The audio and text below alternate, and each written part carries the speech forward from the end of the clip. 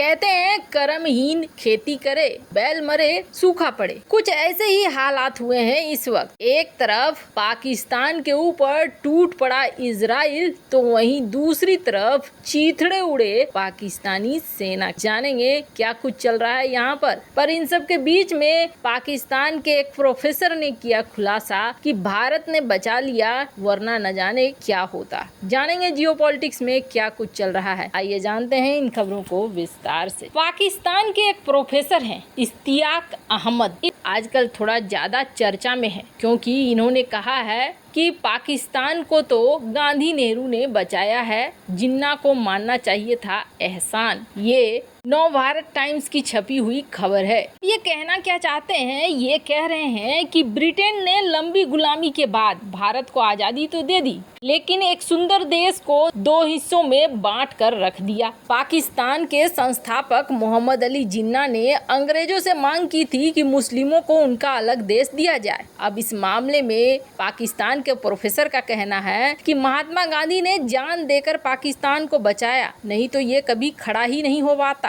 इसके अलावा उन्होंने ये भी कहा कि मोहम्मद अली जिन्ना को भारत का शुक्रगुजार होना चाहिए कि वो अपनी जुबान पर कायम रहे। पाकिस्तानी मूल के स्वीडिश प्रोफेसर इश्तियाक अहमद का एक वीडियो सोशल मीडिया में शेयर किया जा रहा है। इस वीडियो में वो इस बात पर चर्चा कर रहे हैं कि अगर भारत से सभी मुस्लिम पाकिस्तान आ जाते तो बेहद मुश्किल हो जाती। वो कहते हैं कि पाकिस्तान जब बना था तब यहाँ कागज तक नहीं था। अगर इतनी बड़ी आबादी पाकिस्तान में आ जाती तो ये देश बनने से पहले ही बर्बाद हो गया होता। जिन्ना नहीं चाहते थे कि भारत से मुस्लिमों का एक पूरा सैलाब आ जाए। इश्तियाक अहमद ने कहा कि 3.5 करोड़ लोग भारत से आ सकते थे, यानी 3.5 करोड़ लोग। जिस तरह से हमने किसी हिंदू सिख को पश्चिमी पाकिस्तान में नहीं रहने दिया, अगर उसी तरह से वहाँ से भी मुस्लिमों को भगा दिया जाता तो मुश्किल हो जाती। मान लीजिए अगर बिहार का 50 लाख मुसलमान पूर्वी पाकिस्तान चला जाता तो उस समय बेहद गरीब था पूर्वी पाकिस्तान।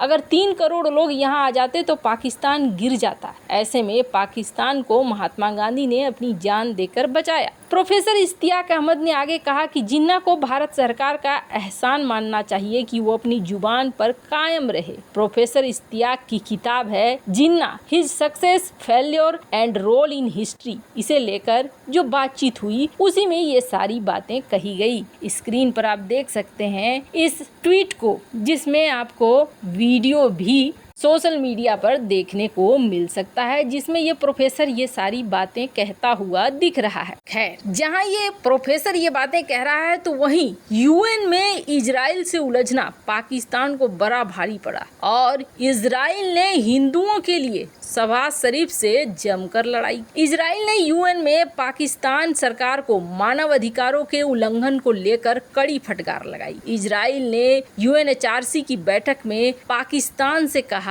कि आपका ट्रैक रिकॉर्ड बहुत खराब है। इजराइल ने कहा कि पाकिस्तान में बलूच गायब हो जाते हैं। हिंसा और शांतिपूर्ण प्रदर्शनों के खिलाफ किस तरीके से आप कार्रवाई करते हो, ये सारी चीजें देखने को मिलती है। धार्मिक अल्पसंख्यकों के साथ आप कैसा व्यवहार करते हो वो भी देखने को मिलता है। वैसे पाकिस्तान का विदेश मंत्रालय इतना बेशर्म है कि इतनी खबरें, इतनी पुष्टि के बावजूद ये कहता है कि जी नहीं, हमारे यहाँ ऐसा कुछ भी नहीं हो रहा है और इजराइल हमसे दुश्मनी निकाल रहा है। हम इजराइल ने तो खुद फिलिस्तीनियों को खूब सारा उत्पीड़न किया है। मानव अधिकार के लिए तो इजराइल को ही दोषी मानना चाहिए। ये जो मैडम देख रहे हैं आप, ये इजराइल की प्रतिनिधि हैं। ये आदिल फरजौन है जो कि परमानेंट प्रतिनिधि हैं। समझ लीजिए कि इन्होंने भारत की तरफ से पाकिस्तान को बढ़िया से धुलाई की और इन्होंने कहा कि पाकिस्तान में मानव अधिकारों की स्थिति बहुत चिंताजनक हो गई है। पाकिस्तान में लोगों को जबरन गायब किया जा रहा है, विरोधियों को यातनाएं दी जा रही हैं, शांतिपूर्ण विरोध प्रदर्शनों पर भी कार्रवाई हो रही है, धार्मिक अल्पसंख्यकों के खिलाफ हिंसा को अंजाम दिया जा रहा है। आपको बता दें, पाकिस्तान के अल्पसंख्यक हिंदू समुदाय के साथ जबरन धर्मांतरण, अपहरण, नाबालिगों के विवाह की घटनाएं तो आम हो गई हैं। इजरायली दूत ने पाकिस्तान में इस निंदा कानून को भी उठाया कि किस तरीके से से इस निंदा कानून को हथियार बनाकर ये लोगों के खिलाफ इस्तेमाल करते हैं। वैसे इजरायली राजनयिक ने पूरी दुनिया के सामने पाकिस्तान की जैसे पोल खोलनी शुरू कर दी, शहबाज शरीफ सरकार बेहद नाराज हो गई और पाकिस्तान की विदेश मंत्रालय की जो प्रवक्ता है मुमताज जहरा बलूच, उसने कहा कि जी नहीं, ये तो राजनीति से प्रेरित है। उसके कहने का अर्थ यही था कि भारत और इजराइल की दोस्ती है, इसलिए ये सारा कुछ हो रहा है। वैसे आपको बता दें, इजराइल के प्रतिनिधि द्वारा यूएन में ऐसा करने पर पाकिस्तान की जलवायु परिवर्तन मंत्री इसका भी जलवायु बदला। शेरी रहमान ने इजराइल के बयान की निंदा की और इसने दावा किया पाकिस्तान के दुश्मन जो हर अंतर्राष्ट्रीय मंच पर फलस्तीनियों, मुसलमानों और कश्मीरियों के खिलाफ बोलते थे, अब इमरान खान को समर्थन देते हैं। वैसे आपको बता दें, पाकिस्तान का हाथ इन दिनों कई जगह निकल कर सामने आ रहा है।